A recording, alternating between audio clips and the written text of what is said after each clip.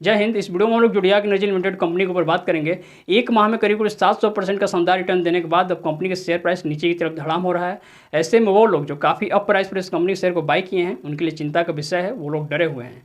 लेकिन मैं आपको यकीन दिलाता हूँ, इस वीडियो को पूरा देखने के बाद आपके मन से सारे डर, सारी चिंताएं गायब हो जाएंगी। बस आप बने रहिए वीडियो के लास्ट तक। और आइए वीडियो शुरू करते हैं। सबसे पहले हम लोग समझेंगे जोडियाक एनर्जी लिमिटेड जो कंपनी है काम क्या करती है। तो यह कंपनी पावर सेक्टर की कंपनी है और पावर जनरेशन प्लांट बैठाने का काम करती है। आपके शहर में जो बिजली आती है, जिस पावर हाउस से बिजली आती है, उसी पावर हाउस को बड़े बड़े पैमाने पर कंपनी बैठाने का, बनाने का काम करती है। काम समझ गए। अब आइए फंडामेंटल देखते हैं। कंपनी का मार्केट कैप है 154 करोड़ रुपए, 154 करोड़ अर्थात कंपनी पेनी स्टॉक है। शेयर प्राइस देखेंगे तो 105 रुपया है और अभी यह डाउन ट्रेंड में, अर्थात कंपनी का शेयर प्राइस नीचे की तरफ आ रहा है, ये हम सभी जानते हैं। हाई लगा चुका है 175 रुपये का, अर्थात कंपनी का शेयर प्राइस अधिकतम यहाँ तक आया है। अब समझिए, पिछले साल दिसंबर में कंपनी का शेयर प्राइस उठना शुरू हुआ और पूरा जनवरी भर तक कंपनी का शेयर प्राइस अप ट्रेंड में रहा। जब दिसंबर में कंपनी का शेयर प्राइस ऊपर की तरफ उठना शुरू हुआ, उस समय इसका शेयर प्राइस 30 रुपये के आसपास था, अर्थात 30 रुपये से उठकर ये आया 175 रुपये तक। और बिना रुके 30 रुपये से जब आप ग्राफ देखेंगे तो लगातार अप ट्रेंड में है और 30 रुपये से डायरेक्ट 175 रुपये तक आया। यहाँ तक आने के बाद कंपनी का शेयर प्राइस नीचे की तरफ जा रहा है। जब भी आप देखेंगे कोई भी स्टॉक को अच्छा खासा रिटर्न देने के बाद उसमें 30 से 40% तक गिरावट होता है, तो इस कंपनी में भी हो रहा है। लेकिन सवाल ये है कि कहाँ तक गिरावट होगा, क्या कोई सपोर्ट लेवल है? तो सपोर्ट लेवल इसका कुछ नहीं है, क्योंकि बिना किसी न्यूज़ की, बिना किसी वजह का कंपनी का शेयर प्राइस ऊपर की तरफ बढ़ा और इतना बढ़ा, तो जाहिर सी बात है कि कंपनी में मैनिपुलेशन हुआ है। और चूंकि पेनी स्टॉक है तो ऑपरेटर्स तो हावी होंगे ही। उन लोगों ने इस कंपनी के शेयर प्राइस को 30 रुपये से उठाकर 175 रुपये तक पहुंचाया और जो लोग इसका अप ट्रेंड ग्राफ को देखकर लालच में आकर कंपनी के शेयर को बाई किए, वही अभी फंसे हुए हैं। और लगाने से पहले कम से कम RSI फंडामेंटल और कुछ तो देखना चाहिए। फंडामेंटली उतना भी कंपनी बैड नहीं है, फंडामेंटल ठीक है, लेकिन सवाल है कि ऑपरेटर्स के द्वारा इसमें शेयर को, इसके प्राइस को ऊपर उठाया गया।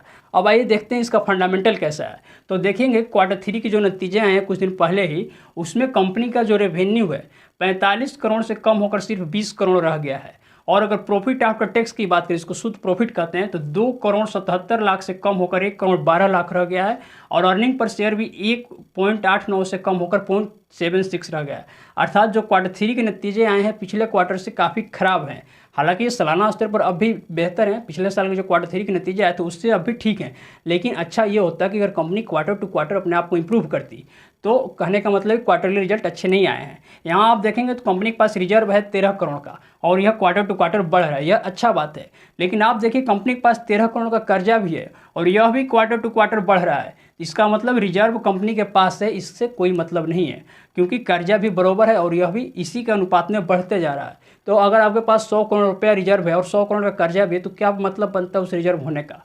असेट्स देखेंगे, जो कंपनी की खुद की संपत्ति होती है वो 55 करोड़ 44 लाख की है और यह सालाना बढ़ रही है, ये ठीक है। लेकिन लियाबिलिटीज जब आप देखते हैं तो 24 करोड़ 47 लाख का है, अर्थात लियाबिलिटी जिससे काफ़ी कम है। और अच्छी बात है कि लियाबिलिटी साल दर साल कम होते जा रहा है, तो यहाँ पर ये वाला पॉइंट ठीक है। लेकिन कर्जा है कंपनी के ऊपर और वो बढ़ते जा रहा है, ये पॉइंट ठीक नहीं है।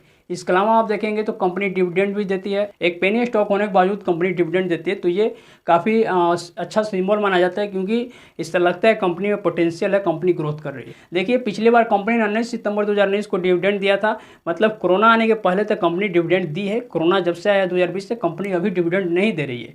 पिछली बार कंपनी ने 2.5 रुपये एक शेयर डिविडेंड दिया था। अच्छी बात यह कि कंपनी एसएम जेएसएम लिस्ट से बाहर है और जो इस सेक्टर की दिग्गज कंपनियां हैं जैसे लार्जन और टर्बो, GMR इंफ्रा, HFCL इसके कंपटीशन में है। मतलब कंपनी ने लोहा अपने सेक्टर की दिग्गज कंपनियों से ले रखा है। प्रमोटर्स की होल्डिंग 72.82% है और पब्लिक के पास सिर्फ 27.18% की हिस्सेदारी है।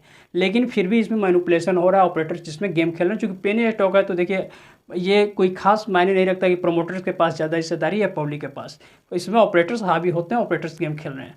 RSI भी 43 के आसपास से और डाउन जा रहा है, अर्थात RSI 30 के आसपास तक जब आएगा तो कंपनी का शेयर प्राइस अपने आप ऑटोमेटिक थोड़ा ऊपर उठेगा।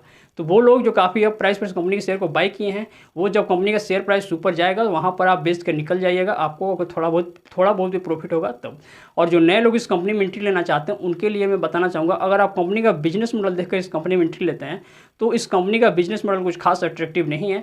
हाँ, लेकिन थोड़ा बहुत कमाने के उद्देश्य से इस कंपनी में पैसा लगाना चाहते हैं तो लगा सकते हैं, क्योंकि पेनी स्टॉक का ऑपरेटर्स इसमें हावी हैं। ऑपरेटर्स इस कंपनी के शेयर प्राइस को ऊपर लेके जाएंगे तो आप उतना ही पैसा लगाइए जितना आप भूल जाने के लिए तैयार हैं। उसके बाद जब कंपनी का शेयर प्राइस बढ़ेगा तो आप मुनाफा लेकर निकल जाइएगा, और लॉन्ग टर्म में कंपनी लंबी रेस का घोड़ा साबित होगी, ऐसा मुझे नहीं लगता।